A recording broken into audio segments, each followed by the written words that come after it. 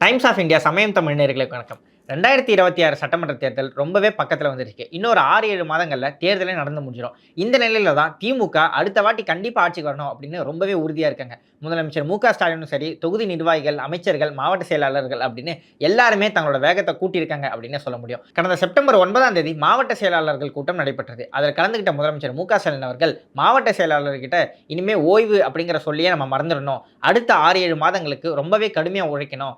அது மட்டும் இல்லாமல் எதிர்க்கட்சியினர் ஃபேக் நியூஸ், டைவர்ஷன் பாலிடிக்ஸ் அப்படின்னு ரொம்பவே மக்களை குழப்புவாங்க.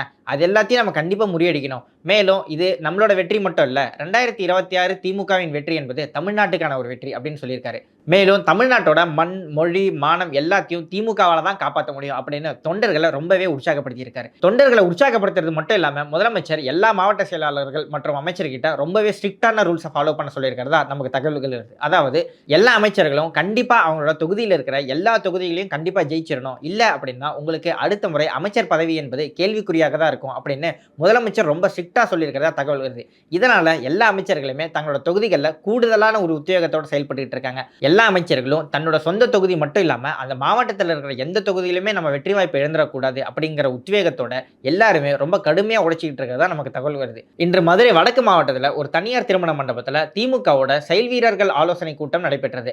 அதில் ரொம்பவே கராராக பேசிய அமைச்சர் மூர்த்தி அவர்கள் தொகுதியில் எல்லாருமே ஓய்வு அப்படிங்கிற சொல்ல மறந்துடணும். யாருமே நேரம் காலம் பார்க்காம அடுத்த ஒரு 6 மாதத்துக்கு உழைக்கணும்.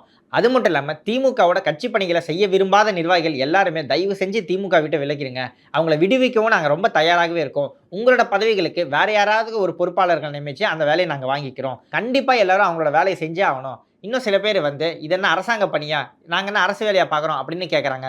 தயவு செஞ்சு அவங்களுக்கும் சொல்லிக்கிறேன், உங்களுக்கு பிடிக்கலனா கிளம்பிடுங்க.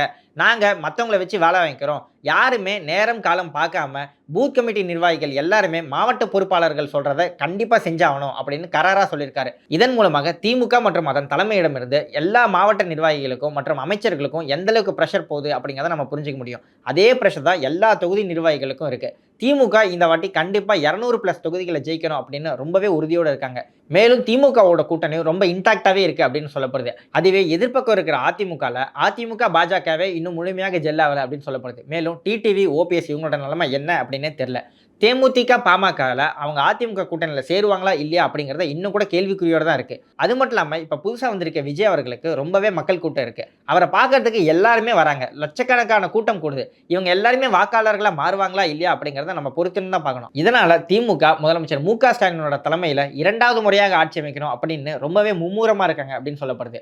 நடக்க இருக்கிற இந்த தேர்தலில் யார் எத்தனை சதவீத வாக்கு வாங்குவா, யார் ஆளுங்கட்சியாக இருப்பா, யார் எதிர்கட்சியாக இருப்பா, இப்போ புதுசாக வந்திருக்க விஜய் என்ன ஆவார், சீமானுக்கு எந்த அளவுக்கு வாக்குகள் விழும் அப்படின்னு நீங்கள் என்ன நினைக்கிறீங்கிறத கமெண்ட் செக்ஷனில் சொல்லுங்கள்.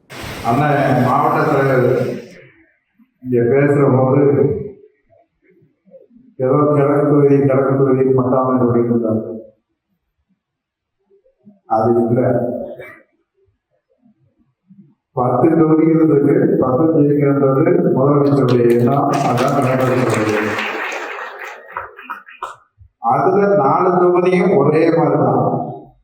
கிழக்கா இருந்தாலும் சரி, மேற்கா இருந்தாலும் சரி, மேலூரா இருந்தாலும், சோழபுரமா இருந்தாலும், கிழக்கு தொகுதி என்ன செய்கிறோமோ, எப்படி நடத்துறோமோ அதுதான் மேற்கு தொகுதியும், அதுதான் மேலூரும் சோழபுரம். அதை மனசுல தெளிவா தெரிஞ்சுக்கங்க. அதுல எந்த மாற்றத்தாலும் இருக்காது, ஏற்ற இறக்கம் இருக்க முடியாது, எந்த பாகுபாடும் இருக்க முடியாது. அதுதான் இந்த மாவட்ட கழகத்துக்கும் முழுசா தெரிஞ்சுக்கங்க. நாளைக்கு நடக்கக்கூடிய 30 விழாவில் நம்ம மாவட்டத்தில் எல்லாரும் நீங்க கலந்துக்கணும். அதை விட ஒரு பெரிய பெருமை என்னன்னா, ஒன்றிய செயலாளர், நகர் கழகத்தினுடைய செயலாளர்கள் இன்றைக்கு மதுரை வடக்கு மாவட்டத்தில் தமிழ்நாடு முழுவதும் இருக்கக்கூடிய மாவட்டங்களாக இருந்தாலும் அதனுடைய நகர் கழகத்தினுடைய சிறந்த நகர் கழக செயலாளராக நம்முடைய மேலூர் யாசின் அவர்களுக்கும், அதை போல சோழபுரா வேலூர் கழகத்தினுடைய செயலாளர் அருமை தம்பி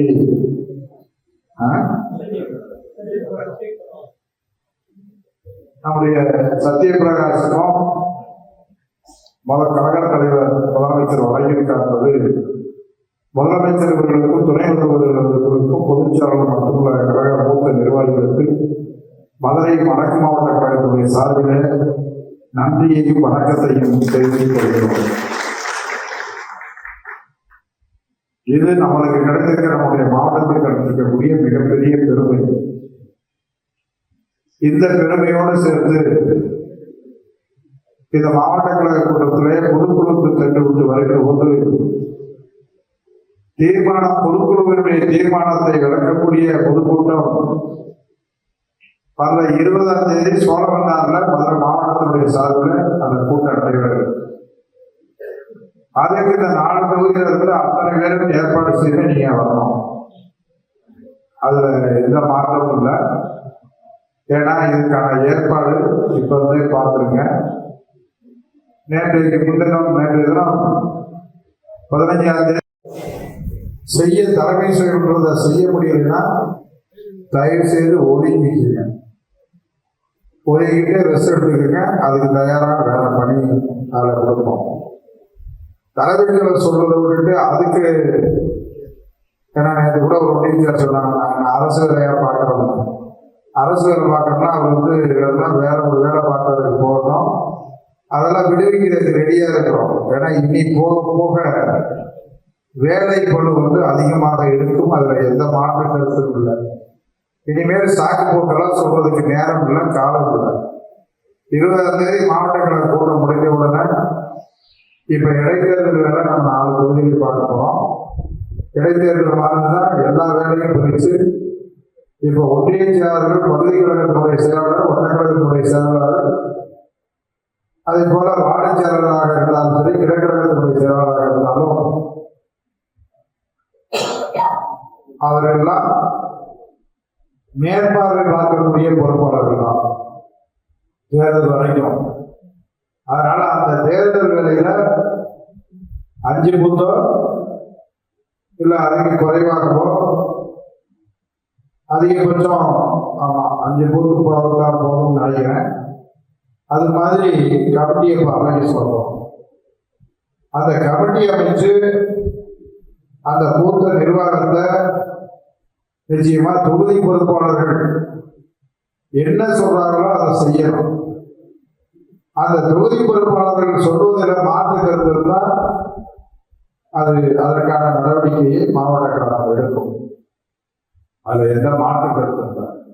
ஏதோ தேர்தல் அறிவிச்சு வேட்பாளர் அறிவிச்சு அந்த நாடுகளில் போய் வேலை பார்த்து நம்ம சரி பண்ணிக்கிற எண்ணம் தயவு செய்து நம்ம மாவட்டத்தில் இல்லை.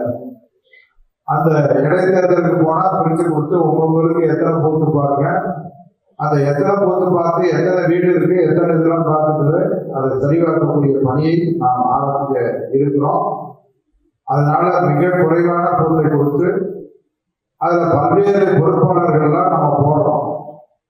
அந்த பொறுப்பாளர் என்ன பண்ணணும் பார்க்கணுன்றத நம்ம சொல்லிடுவோம். அது ஒன்றும் மாசம் இருக்குது. ஆனா இப்ப குறுகிய காலத்துல குறுகிய நாட்கள்ல அவங்க பார்க்குற மாதிரி கணக்கெடுக்கணும்.